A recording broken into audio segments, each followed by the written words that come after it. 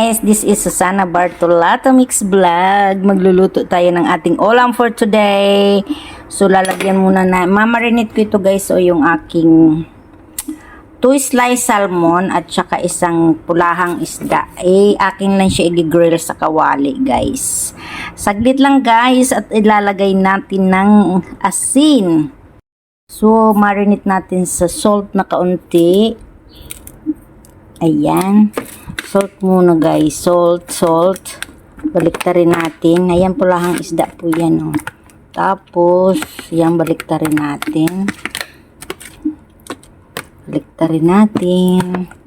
So, pagkatapos niyang guys, pigaan natin ng kalamansi. Ayan. Lagyan natin ng kalamansi guys. Ayan. Kalamansi. Baliktarin natin para maano yung kanyang sauce. Ayan. So, ayan. Ayan guys. Lagyan natin siya ng kaunting tuyo. At saka black peppercorn. Ayan. Para masarap.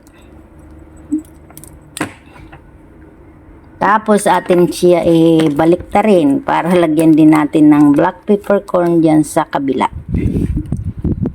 Yung yan guys. Alright.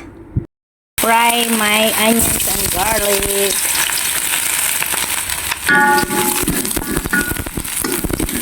Luluto tayo ng ulam namin for tanghali. Lalagay ko na yung aking broccoli guys. Hakok na ito siya guys. Kasi din-blanch ko na siya para hindi ano. Lagyan ko ng kaunting oyster sauce ang aking broccoli. At hahaluin natin siya. Ayan. It is fire.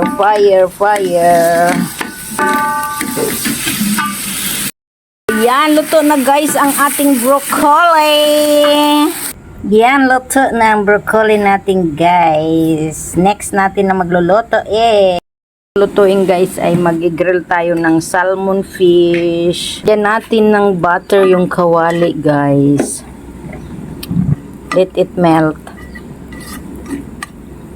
Guys, na-melt na natin. So, ilalagay na natin yung ating salmon.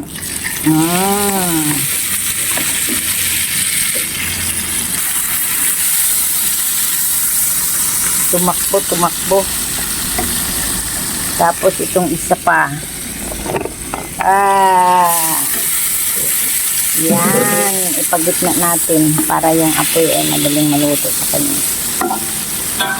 Yan guys, yung salmon natin. Baliktarin muna natin guys. Wow, ang ganda-ganda na niya guys. Nabaliktad na natin yung ating grill sa kawali. Oy, masarap guys. Ayan guys, ang ating salmon at saka yung pulang isda na slice ay ating babaliktarin ulit for the second time. Diba? One more baliktad nito mamaya. Okay na yan. Sarap naman ang ulam namin for today. So, tatanggalin na natin dyan sa kawali. Lalagay natin dito.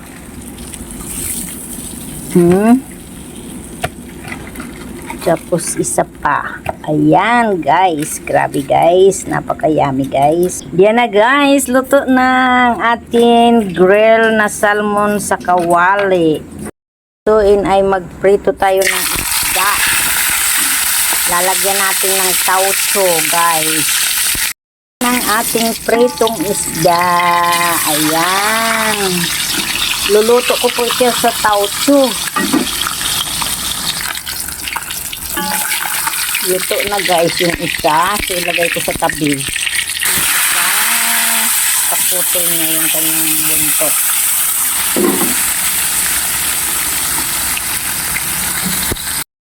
paluto na rin yung isa lahati ng isda kong piniprito.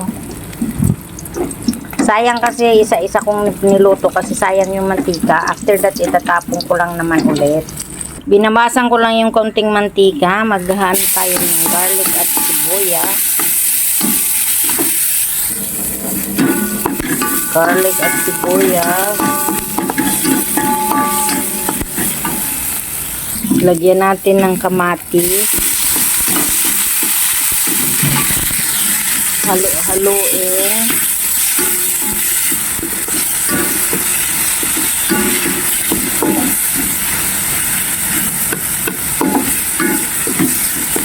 Ito guys ang ilalagay ko, siya preservative na beans yan. So lagyan na natin ng whole beans paste. Yan. Kung taucho po ang tawag namin dito. So, para yung nasa lata bang sardinas na itim. Lagyan natin ng sabaw na kaunti.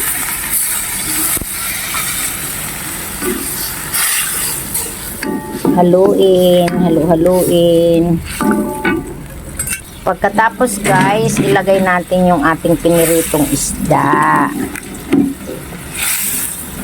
Ayan. Hayaan natin siyang kumulo ng kaunti guys. Ayan, kumulo na. Baliktarin natin guys. Masarap ito guys, lalo na yung sauce niya. Nako.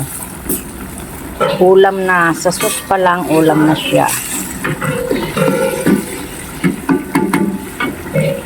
Yan guys, luto na. Ulam natin for today. Ulam-ulam. 3 pong putahe ang niluto kong ulam ngayong araw na to. Para na po ito sa 3 days. 3 days na ulam. Geng, geng, geng, geng, geng. I love you all guys. Bye. Please subscribe my channel, Susana Bartolata Mix Vlog. Bye bye. Love you all. Bye. Guys, ang ulam natin for today. Yan. Simple but delicious.